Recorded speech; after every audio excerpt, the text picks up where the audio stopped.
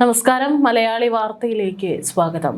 കേരളത്തെ ഒന്നടങ്കം ദുഃഖത്തിൽ ആഴ്ത്തിയ മരണമായിരുന്നു കണ്ണൂർ ചെറുപുഴയിൽ പ്രളയമുഖത്തെ രക്ഷാപ്രവർത്തനത്തിനിടെ സ്വന്തം ജീവൻ ബലി നൽകിയ ആർ രാജേഷിന്റെ മരണം. സ്വന്തം ലൈഫ് ജാക്കറ്റ് ഊരി നൽകിയാണ്. അപ്പോൾ സ്വന്തം ജീവൻ അപകടത്തിലാകുമോ എന്നൊന്നും ഓർത്തില്ല. അവിടെ മഴവെള്ളത്തിൽ കുടുങ്ങിക്കിടക്കുന്ന കർഷകനെ രക്ഷിക്കാൻ സ്വന്തം ലൈഫ് ജാക്കറ്റ് ഊരി നൽകിയാണ് രാജേഷ് ഒടുവിൽ മരണത്തിന്റെ ആഴങ്ങളിലേക്ക് പോയത്. ഇപ്പോൾ വരുന്ന വാർത്ത, കഴിഞ്ഞ ദിവസം ആർ രാജേഷിന്റെ സംസ്കാര ചടങ്ങുകളൊക്കെ തന്നെ നടന്നിട്ടുണ്ടായിരുന്നു. ഇപ്പോൾ വരുന്നത് ആർ രാജേഷിന്റെ മൃതദേഹത്തോട് അനാദരവ് കാണിച്ചു എന്നുള്ളതാണ്. പരിയാരം ഗവൺമെന്റ് മെഡിക്കൽ കോളേജിൽ നിന്ന് മൃതദേഹം ഫ്രീസർ സൗകര്യമില്ലാത്ത ആംബുലൻസിലാണ് തൃശ്ശൂർ ചാവക്കാട് വരെ എത്തിച്ചത് എന്നുള്ള വളരെ ഗുരുതരമായിട്ടുള്ള പിഴവാണ് ഇപ്പോൾ പുറത്തു വരുന്നത്. യാത്രക്കിടെ മൃതദേഹത്തിൽ നിന്ന് ദുർഗന്ധം അനുഭവപ്പെട്ടതിനെ തുടർന്നാണ് തൃശ്ശൂർ ചാവക്കാട് വെച്ച് ഫ്രീസർ സംവിധാനമുള്ള മറ്റൊരു ആംബുലൻസിലേക്ക് മൃതദേഹം മാറ്റിയത്.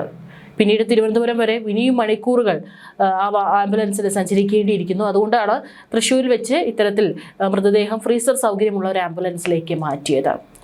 വഴിയരികിൽ വെച്ച് മൃതദേഹം മറ്റൊരു വാഹനത്തിലേക്ക് മാറ്റുന്ന ദൃശ്യങ്ങളാണ് പുറത്തു വന്നിരിക്കുന്നത്. സംഭവത്തിൽ ഗുരുതര അനാസ്ഥ ഉണ്ടായെന്ന് വെളിപ്പെടുത്തി ആംബുലൻസ് ഡ്രൈവർമാരായ മുഹമ്മദ് നിയാസും മുഹമ്മദ് തൻവീർ എന്നിവരും രംഗത്തെത്തി.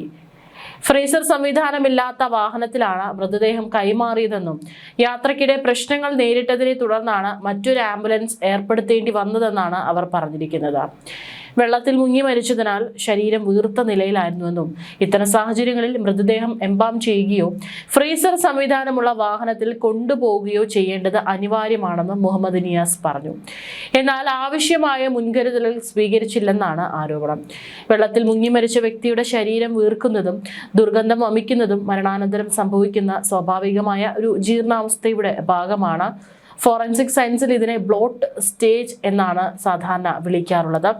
ഏതായാലും ഈ ഒരു സംഭവത്തെ തുടർന്ന് കണ്ണൂർ ജില്ലാ കളക്ടർ അന്വേഷണത്തിന് നിർദ്ദേശം നൽകിയിട്ടുണ്ട്. കാരണം അവിടെ നിന്നാണ് മൃതദേഹം കൈമാറിയത്. അപ്പോൾ അവിടെ ഉള്ള ഇത് ചെയ്തിട്ടുള്ള ഒരു വ്യക്തിയുടെ അല്ലെങ്കിൽ അധികൃതരുടെ അനാസ്ഥ മൂലമാണ് ഇത്തരത്തിൽ സംഭവിച്ചിരിക്കുന്നത്. തീർച്ചയായിട്ടും ഇതിന് പിന്നിൽ ആരാണ് പ്രവർത്തിച്ചിരിക്കുന്നത് എന്നുള്ളതിനെ കുറിച്ചുള്ള അന്വേഷണം നടത്തുമെന്നാണ് കളക്ടർ അറിയിച്ചിരിക്കുന്നത്.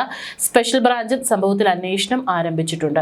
അതേസമയം ഫ്രീസർ സൗകര്യമുള്ള ആംബുലൻസ് ലഭ്യമല്ലെന്ന വിവരം മുൻകൂട്ടി അറിയിച്ചിരുന്നുവെന്നാണ് പരിയാരം മെഡിക്കൽ കോളേജ് സൂപ്രണ്ടിന്റെ വിശദീകരണം.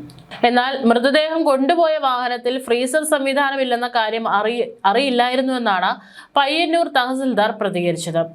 സംഭവം അന്വേഷിക്കുമെന്ന് കണ്ണൂർ ജില്ലാ കളക്ടർ അറിയിച്ചിട്ടുണ്ട്. കുടുംബത്തിന് പരാതിയില്ലെന്ന് അറിയിച്ചതായാണ് റിപ്പോർട്ട്. മൃതദേഹത്തോട് അനാദരവ് കാട്ടുന്നത് ഇന്ത്യൻ ഭരണഘടനയനുസരിച്ചും ക്രിമിനൽ നിയമപ്രകാരവും ശിക്ഷാർഹമായ കുറ്റമാണ്.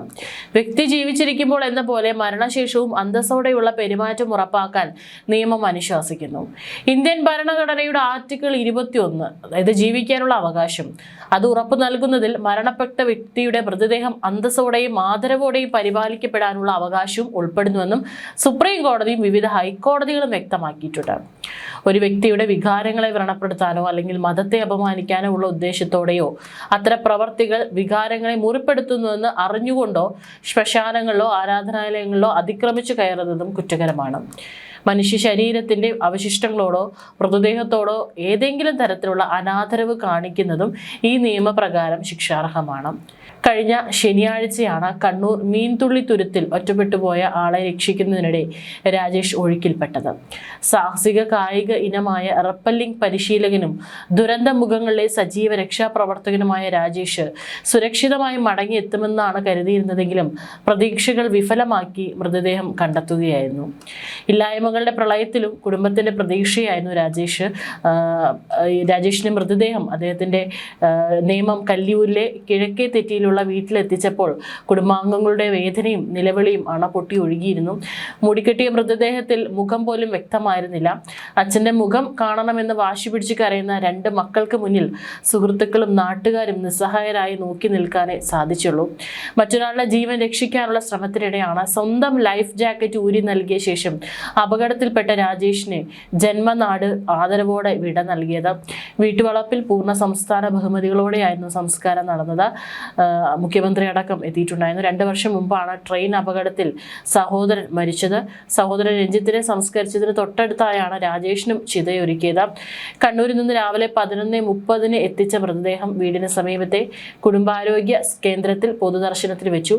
മുഖ്യമന്ത്രി വി.ഡി. സതീശനും മന്ത്രിമാരായ സണ്ണി ജോസഫ്, PC വിഷ്ണുനാഥ് എന്നിവരുൾപ്പെടെ പ്രമുഖ നേതാക്കളെല്ലാം തന്നെ അന്ത്യാഞ്ജലി അർപ്പിച്ചിരുന്നു. കണ്ണൂർ ചെറുപുഴയിൽ വെച്ചാണ് അപകടത്തിൽ പെടുന്നത്.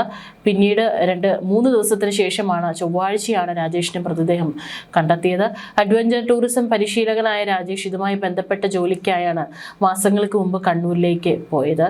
നിരവധി രാഷ്ട്രീയ പ്രമുഖരാണ് രാജേഷിന് ആദരാഞ്ജലികൾ അർപ്പിച്ചുകൊണ്ട് അവിടേക്ക് എത്തിയതും സോഷ്യൽ മീഡിയയിലൊക്കെ തന്നെ പോസ്റ്റുകൾ പങ്കുവച്ചതും. നടൻ മമ്മൂട്ടിയും പോസ്റ്റ് പങ്കുവച്ചിട്ടുണ്ടായിരുന്നു. സ്വന്തം ജീവൻ തൃണവൽഗണിച്ച് മറ്റുള്ളവരെ രക്ഷിക്കാൻ മുന്നിട്ടിറങ്ങിയ രാജേഷിന്റെ ത്യാഗത്തെ അനുസ്മരിച്ച മമ്മൂട്ടി ജീവൻ പണയം വെച്ച് മറ്റുള്ളവരെ രക്ഷിക്കാൻ ഇറങ്ങിയ ആ ധീര യുവാവിന് ആദരാഞ്ജലികൾ.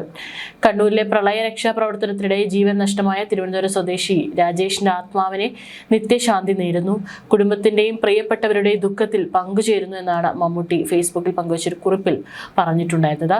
ഏതായാലും ആ രാജേഷാണ് ഒരാളുടെ ജീവൻ രക്ഷിക്കാൻ സ്വന്തം ജീവൻ പോലും പണയപ്പെടുത്തിയിട്ട് അവിടെ ഒരാളെ രക്ഷിച്ച രാജേഷിന്റെ മൃതദേഹത്തോട് ഇത്തരത്തിലൊരു അനാദരവ് കാണിച്ചിട്ടുണ്ടെങ്കിൽ തീർച്ചയായിട്ടും അത് അന്വേഷിച്ച് കണ്ടെത്തേണ്ടിയിരിക്കുന്നു. അത്തരത്തിൽ ചെയ്തിട്ടുണ്ടെങ്കിൽ അവർക്കെതിരെ നടപടി എടുക്കേണ്ടതും അനിവാര്യമാണ്.